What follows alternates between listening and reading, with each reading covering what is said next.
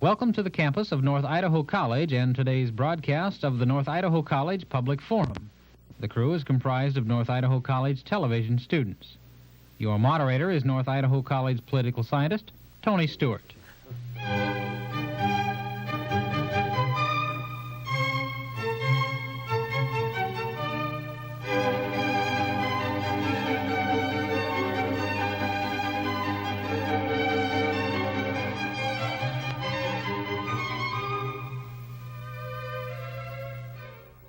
We wish to start a 3-week series with you, our viewers, on a topic that is very important to us at North Idaho College, that is being sponsored by the Idaho Theater Association, the Rocky Mountain Theater Association, and the American College Theater Festival. This week at our institution we've had Festinvention, which is a series of programs bringing in people in the humanities and the arts. And to start our series, we're happy to welcome to our program today 2 guests. First of all, I would like to introduce to you Mr. Ernest Thompson, who is the author of the film On Golden Pond, which also enjoyed a very long run on Broadway, where it was voted the best play of the 78-79 season. And this was voted by the Broadway Drama Guild, and he also won the Academy Award for the Writers Guild Award and the Golden Globe Award. Mr. Thompson, it's a pleasure to have you on our program. Thank you. Also with us today on our program is Mr. Robert Greenwald. He is the co-founder of the Moonlight Productions. He is known as a director in Hollywood, and he's done a number of programs, particularly a group of series of movies of the week. And among his best-known works are, first of all, In the Custody of Strangers, which won an award of excellence from the Film Advisory Board and was nominated for the Golden Globe. He is also at this time getting ready to direct one of Mr. Thompson's plays entitled Sense of Humor. Mr. Greenwald, welcome to our program. Thank you. As always, I'm happy to have with me Lou Reed, who is a regular member of the panel, and she shall commence the questioning. Thank you, Tony. I think I'll start with Mr. Thompson. I'd like you to please tell our viewers the essential story of On Golden Pond. Many of them, I'm sure, have seen the movie. I don't know how many saw the play, but would you distill it for us and tell us whose story is it and what's it about? We just have a half hour on the show? We have a half hour. Briefly. Give you a 22-minute version. Briefly, it's the story of a couple, the Fayers, Norman and Ethel, who have been married for 48 years and who spend each summer on Golden Pond in Maine. This particular summer is the year that Norman turns 80. His wife is 11 years younger. And their estranged daughter, Chelsea, is due to come for a visit, and Norman is obsessed with the end of his life, which he feels is imminent, and it's a story about relationship and love, family alliances, and misunderstanding, and ultimately reconciliation. And I believe it's a story about hope and living until you die. Oh, that's a very nice capsulization, and I think it would be interesting and touching if both of you could talk about the significance of both working with Henry and Jane Fonda and the interesting way that their relationship was woven into the story. And I don't know how you handle that sort of a question, whether you start and then he augments. Well, I start because I'm taller. And because you wrote the words. That's fair enough. And you did the music. But it's an apt question because Robert is quite friendly with Jane Fonda. I don't really know her as well as Robert does. But the reason the Fondas got involved with this project, and also the reason the movie got made, is because Henry fell in love with the script. He didn't get to act it on stage. But he suggested that he would like to do a movie of it, felt that he couldn't afford to buy the rights, and showed the script to Jane, who not only liked the characters and the story, but volunteered to play the daughter herself, which was a great surprise to everyone because the role is much smaller than the starring roles that she's accustomed to playing. And I think part of the reason that she wanted to do the film with her father was just the opportunity to work with him, because they had always talked about doing a project together. but it was also because the story in many ways paralleled their own long troubled relationship, the years of estrangement and public bickering and fighting and embarrassment, and Henry was very much like Norman, the old man in the story, and then he was not particularly expressive or communicative, and Jane was very much like the daughter in that she had been exposed to a lot of things that her father hadn't in terms of relating to people and life's experiences. And she really is the one, Jane / Chelsea, is really the one who has to cross the bridge and reach out to her father.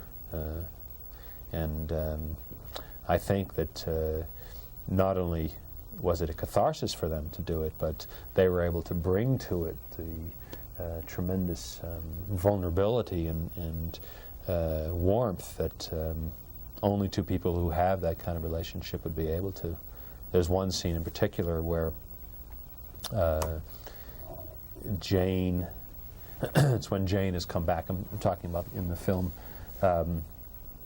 and Norman has become quite chummy with Jane's stepson, and Jane is a little envious of that because she had such a stormy relationship with her father, and they have a moment of reconciliation where she tries to vow to come and spend more time, and it wasn't rehearsed for her to reach out and suddenly touch her father, but when she did, Henry had to look down because his eyes were full of tears, and it's a beautiful moment, and it couldn't be more real. And it's not really the story at all; it's really their story. But Robert, why don't you talk about please. them? Well, yes, add your insights. I was fortunate at the first public screening was Pickfair, was it not? Mm-hmm. There was a benefit where the movie was shown for the first time, other than the people who had worked on it, and it was at Pickfair, which is a home in Los Angeles that Mary Pickford of course, at. we all know Pickfair. Okay, well, I didn't, being a New Yorker. I'm older. I used to play tennis there well, every Sunday, really. And it was quite a wonderful experience in which a lot of what Ernest was talking about came to fruition. It was the first time it was being shown. It was for only about 200 people. It was to raise money for an organization that Jane is heavily involved in called CED, which is Campaign for Economic Democracy, and particularly to raise money to deal with some of the toxic waste problems that they'd been working on. So it was something she believed in, and they were showing the movie for the first time, and it was at Pickfair, this historical house. Well, she talked, was it before the movie or right afterwards, that speech she gave, do you remember? No, it was before. It was before. And she was, at that point, this was, I guess, a year before Mr. Fonda died, but he still was quite sick at that point. And her talking about the combination of the commitment to do the movie for and with him and what it meant to her, and her belief that it would be the last movie he would ever do, was quite an extraordinary combination of personal and artistic work all coming together at the same time. Really interesting from your standpoint as the people who normally would be in control of the material. You actually were turning it over to them, but you were pleased with the results? Well, it was his play, so he's got to talk about that. It wasn't mine. No, there comes a time when logic stops reigning and emotion takes over, and they didn't change any lines or any thrust of character, but they made it their own, and at a time like that, a writer can only sit back and enjoy the ride and applaud. That's beautiful. Thank you, Tony. I would like to make a comment that is, I think, very rare in the theater and in film to have a writer to come up with a story that so fits a particular situation that is in reality the one of that family. And I think that has been expressed by a lot of people that I know and why they enjoyed it so much, among other things. I would like to pursue with both of you, as you're both so well known and so successful now in your own given chosen fields, both directing and, in your case, writing and acting. I'm sure that many of our viewers are like myself, and they have really no introduction to those fields other than enjoying your work, your produced product. First, Mr. Greenwald, as a director, is there a great deal of difference that in talents or emphasis that one must give as a director if you're directing the live theater compared with film or with the special television series? You've had great experiences, and would you share with our viewers the difference that one would have to bring to those different types of productions? Yeah, I'll try to make it reasonably brief, although that's a subject for a course in and of itself. I think essentially it's twofold. The director of a film is running an army. It's the actors, but it's also 150 people in addition to that. And every possible question and decision is constantly being asked of you. So you need not only be able to work with actors and guide them in their performances and a writer, but you need to tell a prop man what kind of glasses Jane Fonda should be wearing in that scene, tell the costume person the color dungarees that you want, tell a location manager, I'm using Golden Pond just as an example, what you'd like the house to look like. So there's a lot of pressure attached to that, because those people you have to have specific answers for. An actor can say, what's my motivation here? And even if you don't know the answer, you can fudge a little bit. A lot of times directors don't know the answers. But with the crew people on a movie, you've got to have a specific answer. So number one, there's a lot more pressure. Number two, because you do have the whole visual aspect of a movie to create that you don't have on the stage, I love that part of filmmaking. I mean, I absolutely love it, because you can paint pictures. Now, you have the writer's words and you have the writer's intention, but then ultimately, the way an actor has to translate it, you have to translate it in visual images. And that's a part of the filmmaking experience that I find terribly exciting. And when it works, when word and actor and image come together, it's quite a gratifying feeling.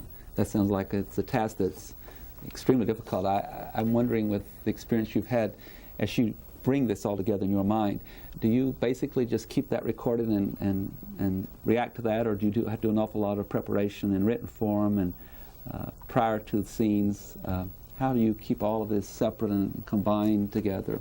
Well, in film, I do a lot of preparation. I mean, I think you need to do an enormous amount of preparation so you can then change. And the preparation includes everything from studying every scene, because when you make a movie, your viewers may or may not know, you don't make the movie in order that they see it. You might do the opening scene and then the closing scene right next to each other. So you have to remember, if you're going to do the closing scene of a movie, what's happened before in the emotional life of the characters, what happens in the way they look and the way they dress and the sets, etc., as well as the very technical problem of where the cameras go. Even now, on the screen they're seeing me, but there are other cameras here which are on all of you. So a director at this moment is deciding whether to show one person, to show Ernest and myself, or to show all four of you. You have a similar problem in film. You have to plan all of that out. So I think that there's no way you cannot do enough preparation. It's a limitless possibility. But then if you're prepared and an actor comes up with something brilliant on the set, where suddenly the location is different because you looked at a location in the afternoon and you're shooting in the morning and a train's coming through, you have the ability to change and vary what you're going to do and make use of what's really going on around you. We often read about more famous members of the acting field and famous producers about conflicts that take place on the set during the making of a film. If there is a very serious disagreement as to what a particular scene should be between a well-known actor and the director and the producer, who has the final say, or is it one person, or is there a compromise between those different individuals? Good question. It really depends on the situation and who has the clout. And that, unfortunately, has a lot to do with past success and also the individuals involved. There are actors who are very powerful, who get their way on everything, likewise directors and likewise producers. The best and most creative situations are those in which it's a collaborative process, in which everyone is working to make the same movie. I recently saw The Verdict, and Ernest and I talked about this, as well as World According to Garp, and we were both struck by that in both films, clearly everyone was working to make the same movie. The writer, the director, the cameraman, the actors. Within that context, if you have differences, you're going to work them out in a positive way, rather than just ego fights, which also happen. Thank you. It's been most informative. Mr. Thompson, as a writer and dealing with different kinds of works, I'm sure writing a film is very, very different from doing a comedy, for example, for a 30-minute television program, or writing for the theater. Could you give us some of your insights, how a writer would approach these different types of productions if they choose to write in more than one area? Yeah, I wanted to say something about what you just asked Robert. Sure. There are also those superstars who don't have to fight and don't have to throw their weight around to prove their points. And Henry Fonda was a man who had been a star for 50 years, and he was also the guy who would go wait in line at the lunch wagon with all of the crew and the other less-known actors, and the guy who would get up every morning at 6:30 to be the first one at location and the last one to leave. And I was just telling some students here at the school that one of the most gratifying things that happened to me on that project was Henry would come up to me almost every day and say that he got up in the morning and thanked God that he lived long enough to play that role. And I think it's nice to remember that there are those who are so generous and so wise that they can afford to just give instead of always worrying about what they're taking. I've never written a 30-minute television program, so I'm happy to remove myself from any knowledge in that regard. The challenge for me in writing a play versus writing a movie is probably fairly obvious, but I'll state it anyway. Everything that an audience knows about characters and story when they're watching a play comes from what the two characters on stage, or the three, say to each other. There's nothing else to depict that. In our conversation right now, people are going to learn about me things that I'm not saying. They're going to learn about my speech pattern, that I come from a different part of the world than you do, or from where Robert does, and from the way I dress and this lousy haircut that I have. They're going to know certain things about my character and how I conduct my life. And in the theater, it's only what two people say to each other that conveys any information. In the movie, obviously, there are many other ways of showing that. We can do a close-up of your face, and we can learn 5 pages of dialogue. Or we can show the house that you leave in the morning, or the car that you drive here in, and we can show 2 kids having a fight in your backyard, and we'll know volumes of information about you. It's been a great learning experience for me to try to transpose from the stage to the film, and it took me quite a while to understand that one close-up of Henry Fonda's sad blue eyes was worth 15 pages of dialogue about life passing and getting old and love and repressed love and all of that. It's interesting right now, there are quite a few playwrights who have made the transition, and what Ernest is talking about, some of them have not been able to learn what he's learned because they come from the theater. But right at this moment we do have David Mamet working, who's a playwright who did The Verdict, Steve Teshich, who did The World According to Garp, who's a playwright, John Guare. David Rabe, who did Dancing as Fast as I Can. Yeah. It's an interesting historical time in that quite a few of these very gifted folks... Got to make a buck. Yeah, that's true. Are you saying that there's more of that going on than was in historically speaking? Yeah, well, I think when movies first started, when they first went to talking pictures, all of the big moguls sent their guys back east to bring playwrights back because they had to have people who could write words. Then there was a period, I guess it was the late 50s and 60s, where it slacked off for a combination of reasons. I'm not sure why. I think partly economics. And now it seems that as a certain kind of literate and intelligent film is being made, not as many as we'd like, but is occasionally getting made, they are turning to literate and intelligent writers to do them. Well, I think also we're getting freed from being categorized, and it's possible to be both a playwright and a screenwriter, and I'm not so sure that's always been possible. Lou Reed. Let me ask Robert, where do you think the excitement is in film right now? What's the cutting edge? What are the bright ones who are willing to experiment. What are the subjects, and where's the newness? Well, it's a good question. I haven't been asked that in the last 3 film festivals we've done. That's great. Well, I think it's a twofold answer. First of all, I think I should say that the film and theater community is more concerned now about what's going on in our world, particularly in regard to the nuclear issue, than maybe at any time since the 30s. So there's enormous amount of creative, positive interest and energy from writers, from almost every major star, from producers and directors, to try to find ways to bring to our awareness that we have to deal with this issue or our children may not be here. And in many cases, it's motivated by these people having children. So I think that we're going to see more and more differing kinds of films and plays and fundraisers and concerts, material that will deal with that issue, because as artists, many of us are deeply affected by the possibility of becoming extinct. Doesn't make a lot of sense and is not anything we want for our children. So I think over the next couple of years you will be seeing more and more of that in general. The area that I think is going to be most interesting, the means to communicate that, I think will be cable television over the next couple of years. Theatrical movies now are incredible amount of money, $8, $9, $10 million for what's called a small movie.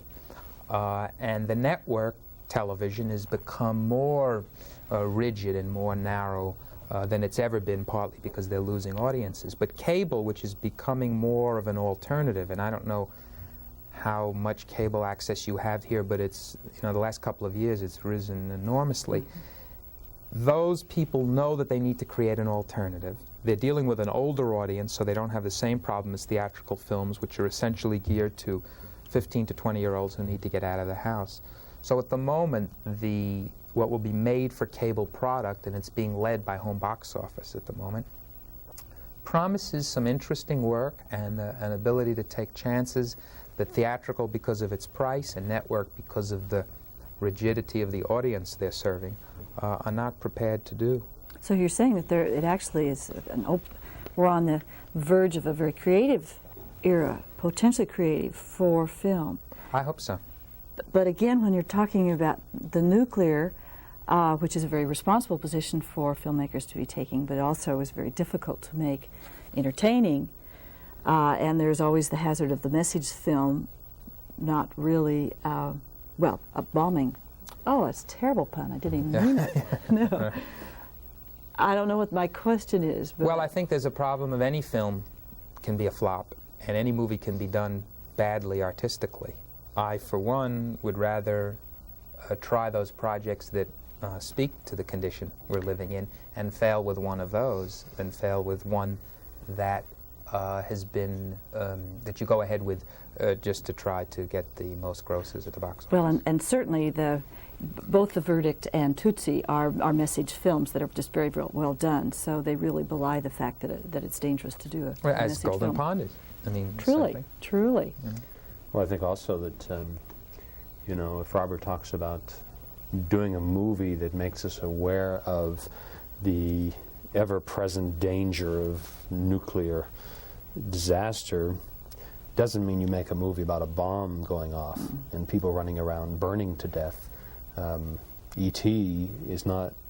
is a movie about space and about creatures from other planets and things, but it's not really. It's about love and about reaching out to somebody, and it's a very tiny little story in the midst of wonderful special effects and bicycles floating through the air. And I would hope that we could all focus on this terrible nuclear situation and write wonderful, sweet little family stories, and then there's less risk. The celebration of life, then, is what we're really talking about, rather than the nuclear holocaust. Thank you. Another subject I would like to get into, having a political science background, I'm always very interested and concerned, involves the Constitution of the United States, and throughout our history we've seen at times a very active role by some people in government to censor in the film industry and television, not necessarily so much in the theater, but where they have more access to control through FCC and so forth. And really my question is try to tie together the political process that's taking place with your field and your expertise when these periods come, such as the McCarthy era, in which censorship becomes a more dominating factor. Do you think that that creates great problems in that some great ideas are lost that cannot be shared with the public, or does it really hamper the creative mind and the writer and the producer and the director, or do they resist that and maybe even come to a different height of determination? I'm wondering how that you would react to censorship and what it does to the theater and to the film industry. Well, I think that there's an ongoing kind of censorship, and it's maybe more difficult in McCarthy because it's less apparent. And it's a kind of self-censorship having to do with the amount of money things cost.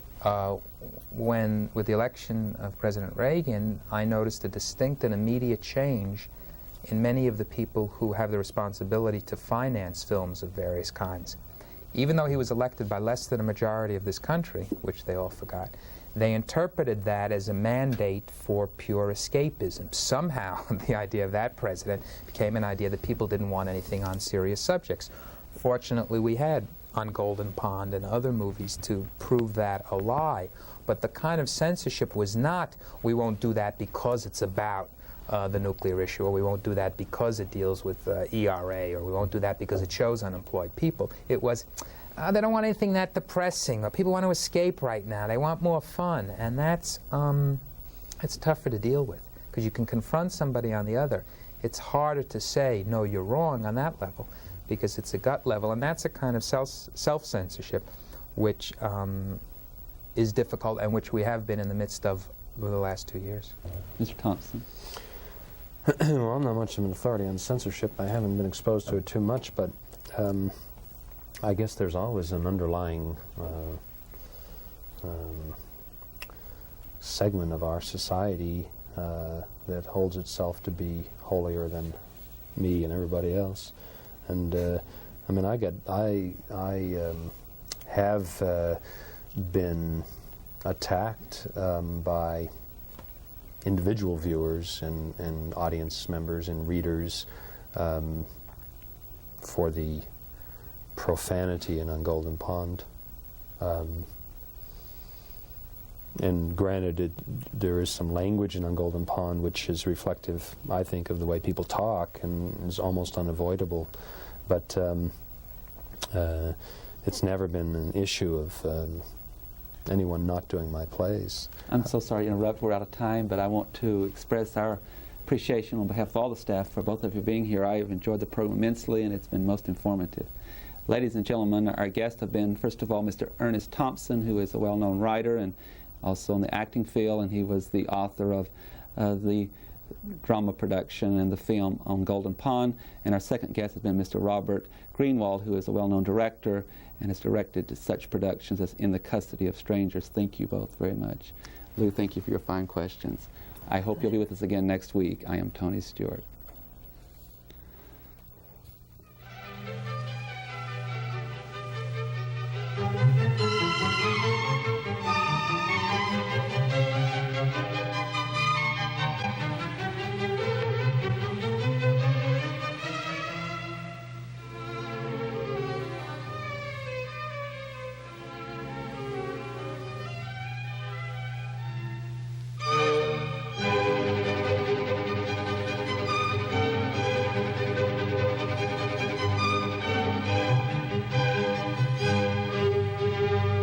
The North Idaho College Public Forum can be seen at this same time each week over this station. This production was videotaped earlier by a North Idaho College student crew for viewing at this more appropriate time.